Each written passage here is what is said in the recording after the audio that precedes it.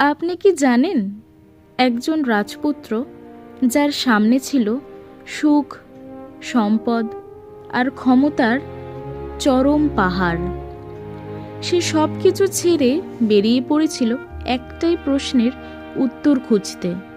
যে প্রশ্নটা হলো, মানুষ এত কষ্ট কেন পায়?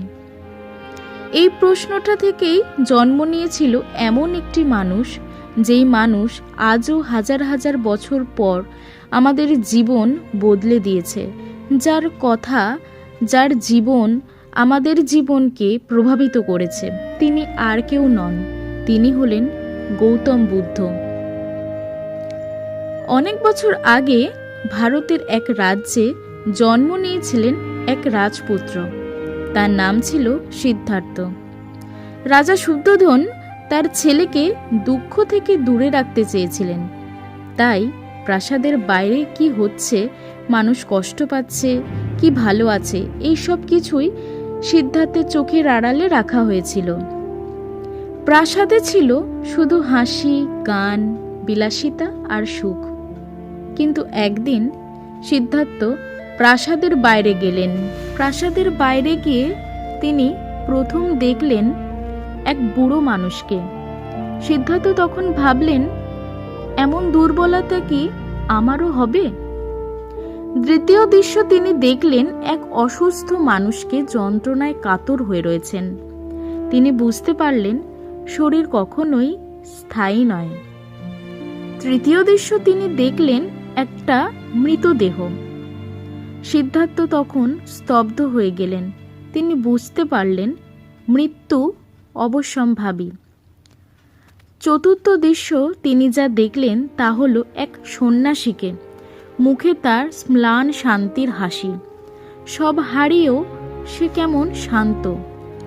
এই চারটে দৃশ্য সিদ্ধান্তের মনে এক ঝড় তুলে দিয়েছিল। সেই রাতে সিদ্ধার্থ স্ত্রী, সন্তান, রাজপ্রাসাদ সব ছেড়ে বেরিয়ে পড়লেন।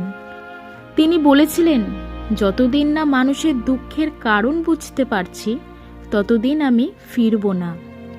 তিনি করলেন কঠোর তপস্যা। দিনের পর দিন না খেয়ে থাকলেন, কিন্তু শরীর দুর্বল হয়ে গেল, মন শান্ত হলো না। তখন তিনি বুঝতে পারলেন, অতিরিক্ত ভোগ যেমন ভুল, অতিরিক্ত কষ্ট ঠিক তেমনই ভুল। এই ভাবনা থেকেই জন্ম দিল তার মধ্যম পথের।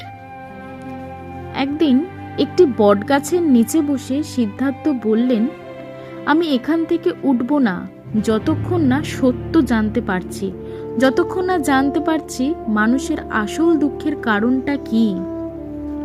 দীর্ঘ ধ্যানের পর এক গভীর রাতে তিনি এক সত্য উপলব্ধি করলেন। সেই মুহূর্তে সিদ্ধার্থ হলেন গৌতম বুদ্ধ হিসাবে। তিনি সেদিন বুঝতে পারলেন মানুষের দুঃখের মূল কারণ হলো আকাঙ্ক্ষা আর আসক্তি।